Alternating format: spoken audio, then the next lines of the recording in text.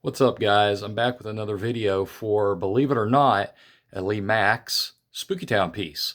I never bought any piece. It's been a while since I've done a review on a Lemax piece. It's been a couple years since I've actually bought anything from Lemax. This year I've actually bought two so far. There's a third that I plan on getting once the regular line hits the Michaels stores. Right now you can get the exclusives. So I picked up two of them, and I'm going to just do a quick review on this, my thoughts on it overall. So let me turn this around and take a look. So this one is the Cathedral of Eternal Doom. They have a retail on it of $74.99, which I'm going to be talking about during the course of this video. And here it is.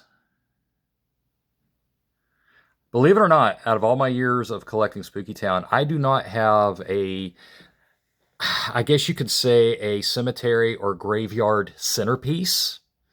I always just kind of put my graveyard somewhere. It was usually around my Castle on Spooky Hill piece.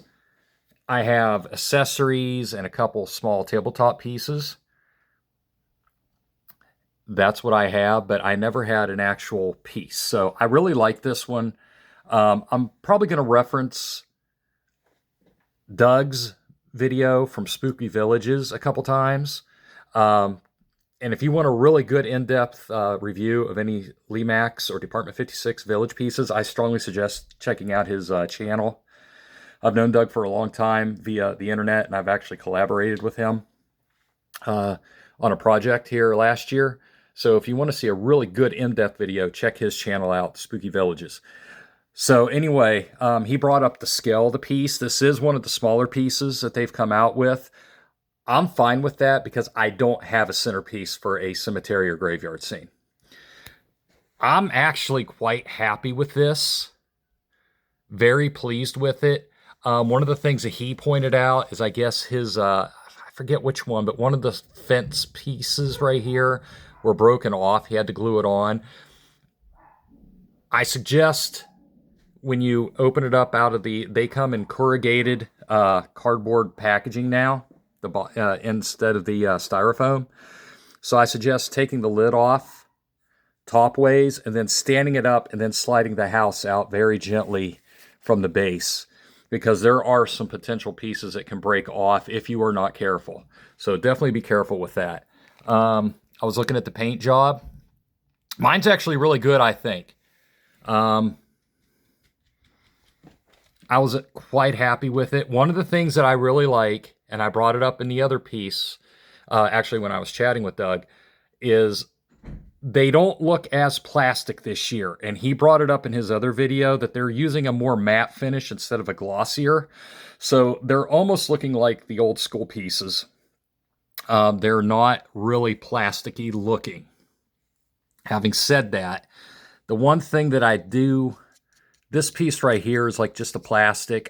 In the old days, I've been collecting since '01, they would do, this would actually be like a plexiglass, an actual stained glass. This is plastic, which is fine. So what I'm going to do now is, let me turn off the lights here.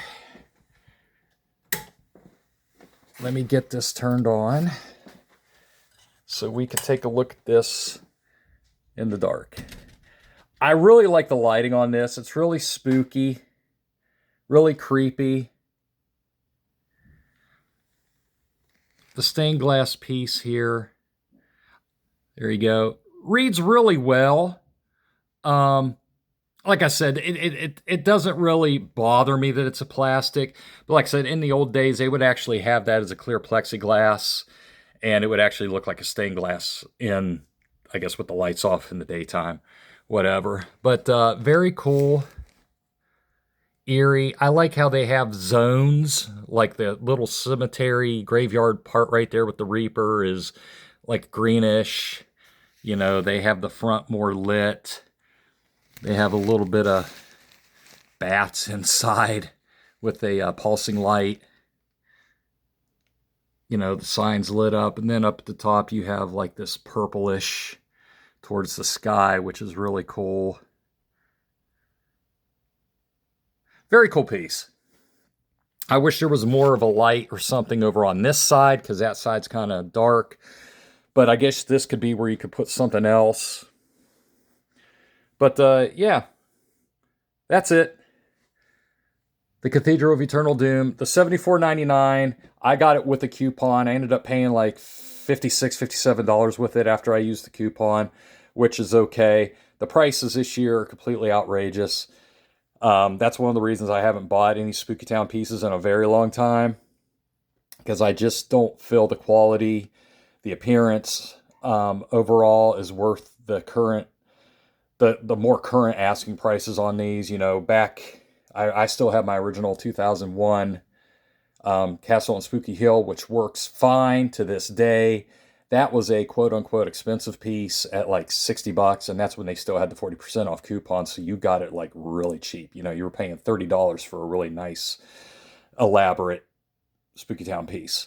But I understand economy, whatever, but I think it's getting a little ridiculous with a few of these houses shooting over $200. But anyway, if you can get a coupon on this one, and get it for around 50, $60, I guess, you know, with the way things are now with the pricing, that's not bad. Highly recommend this.